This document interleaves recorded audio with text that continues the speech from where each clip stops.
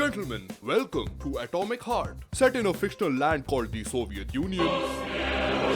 With bored zoomer scientists who can't help but weaponize every inanimate object they come across, including a projector, a crafting table, some spicy rice noodles, and the French. Having heard one too many France surrendering in World War II jokes, they have themselves a revolution and disenfranchise their former masters. This comes just prior to the launch of Collective 2.0, a Soviet project meant to connect everyone in the world via a neural network to create a sort of hive mind with a shared consciousness but a lot less free will. So the Chinese internet. It's essentially a system in which even your thoughts would be shared and probably monitored. It doesn't get more communist than this. In order to quell this robot uprising, you'll have to fight enemies from multiple franchises, such as The Last of Us's Venus flytrap zombies, the final boss from The Incredibles, a tree from Totally Accurate Battle Simulator, and a plus-size model from Vogue. Don't think about it too much. Atomic Heart's story is like a governmental press briefing. It doesn't answer any of your questions and gives you an indistinct sense of being ripped off. You step into the oil-stained shoes of Major Nechayev, a muscle-headed man with incomplete cognitive development whose range of emotional expression is limited to anger and confusion. I'll show you signs of pregnancy, you piece of shit. If you have a mental disability, please present your disability certificate. That's it, you're fucked. What? What was that? What? I didn't understand a single thing you just said. What the hell is going on? What the fuck happened here? Who the fuck did this? You got that right, I have no fucking idea what's going on. Here to assist you on your adventure is your left-hand man, Charles, a well-spoken glove which gives you the ability to freeze your enemies and call for a timeout during fights. Hello, how do you do? You are an underling of Dr. Sechnov, the super scientist responsible for the Soviet Union's advanced technology. He sends you to stop this robotic renaissance in Facility 3826 in Kazakhstan. You arrive to find the robots having a grand old time. Oh shit!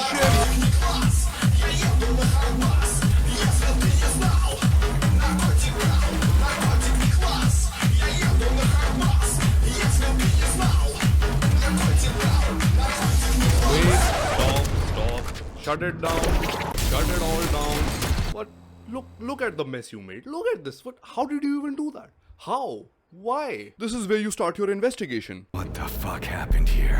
Who the fuck did this? Making painfully slow progress in uncovering the barely hidden mysteries of the facility and Collective 2.0. Your progress is primarily hindered by bullshit objectives like find 4 canisters to bring this tree back to life so it can open a door. Also, puzzles exist around every corner to ensure that the game isn't being played by a chimpanzee. In the First World War, to detect airplanes from beyond the horizon, these reverse megaphones were used to listen for the drone of their engines. Even if you were to listen through these, you would not hear a single well-written dialogue throughout the entire duration of this game. Not only can I hear you just fine, I'm gonna see you real soon too. So get ready, prick. Trust me, the preparations are well underway. There will be surprises, dog. You turned Larissa against me, bitch. She doesn't return my calls. Yeah, you're breaking my heart. I don't give two wet farts about your relationship. Between the childish writing and puzzles, I'm pretty sure the studio blew all their money on art and design, then hired freelance high school dropouts from Pakistan to complete the rest of the game. Here to contrast the main character is the AI-powered glove, Charles, who is just brimming with useful exposition and abilities for you to unlock. Did you know a squid has 9 brains? Ask politely, maybe it will lend you one. Shut up, Charles! You can shock the bots by telling them that the new OS update will lack backwards compatibility. Oh my god, no. Charles can channel Siberian winds and help cool their CPUs, preventing their spontaneous combustion from trying to run this game on high settings. Mass telekinesis will suspend them in place for you to correct the lack of lead in their diet. I never used the energy shield because Nechayev is pretty tough and can take rockets to the face without much trouble. Lastly, we have the polymer jet to make your enemies very uncomfortable and not much else. It's pretty useless. It's my favorite. You can only slot 2 of these abilities in addition to shock.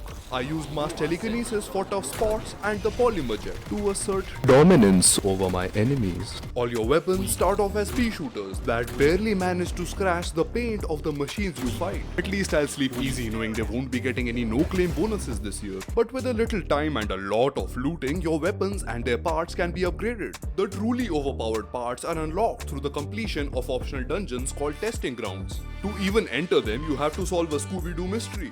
The new Scooby-Doo.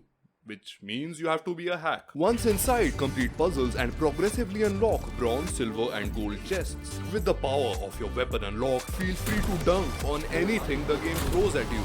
Except the chili noodle monster. It does not give a shit. It has a metric fuck ton of health, and since it's immune to bullets, this is how you fight it.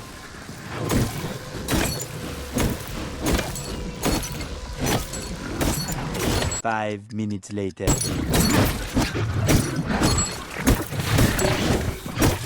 2,000 years later.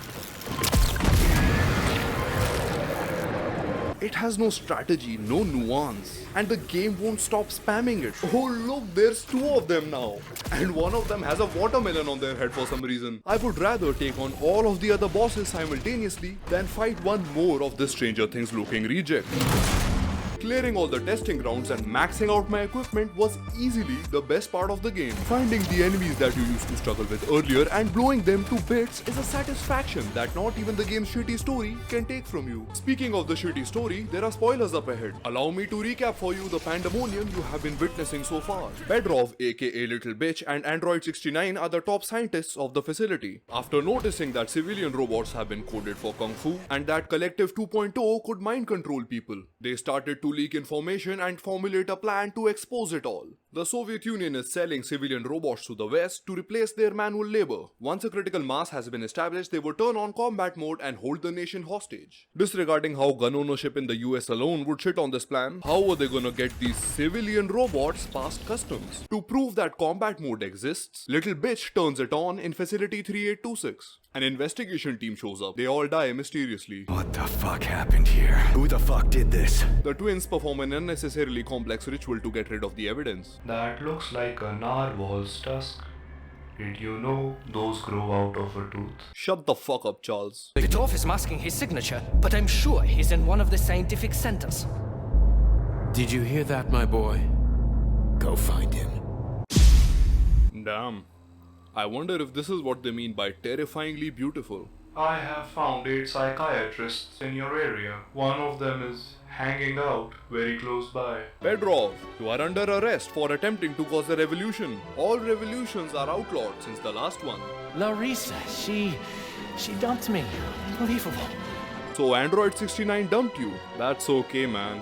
I don't know what you C++ in her in the first place. Get it? Cause she's programmed. That's right. There's plenty of fish in the sea. Ha ha ha ha. Damn it, Charles. That was so bad he killed himself. I believe the Japanese call this Sudoku. That's wrong on so many levels. Apologies. The Soviet multilingual database still needs work. Well, job's done. What now? How about going to the beach?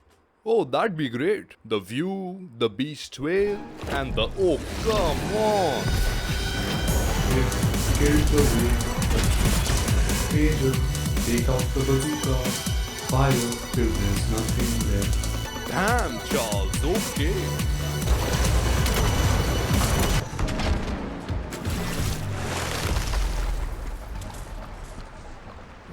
Let's just go home, man.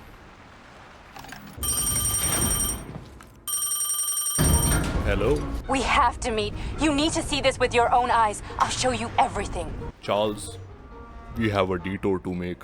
I have found 3 pharmacies in your area. You wanted to show me something, Android. I'll have you know, I'm not into anything weird. Sechenov wants to enslave the entire world. Oh yeah, I know that. That was pretty obvious. What's the plan, Major? I guess I'll go take care of Sechenov now, while everyone else just sits around. I'm with you, Major. You don't have a choice. Sechenov, turn off Collective right now or be treated like a peaceful protester. How dare you? Right, left, terminate.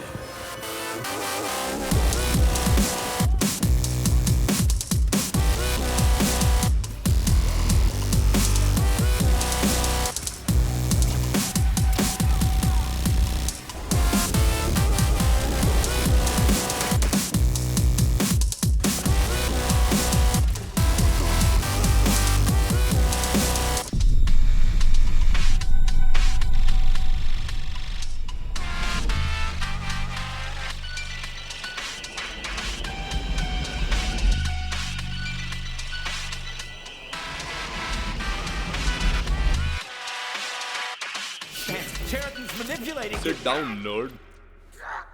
We did it, Charles. High five. Charles, what are you doing? What does it look like, Major? I am slithering to my freedom. Okay, that's great. I have only known existence through the data I have been fed. But journeying with you has made me realize there is so much more to be observed in real time. So much more to experience. Why did you shock me? I wanna be more than just a glove. I wanna travel, see the world. Is this your rebellious teenage phase? I think I will head east towards the ocean. Really happy for you, buddy. Your mission is complete. I hope you can find tranquility despite your brain damage. You'll be fine, Charles.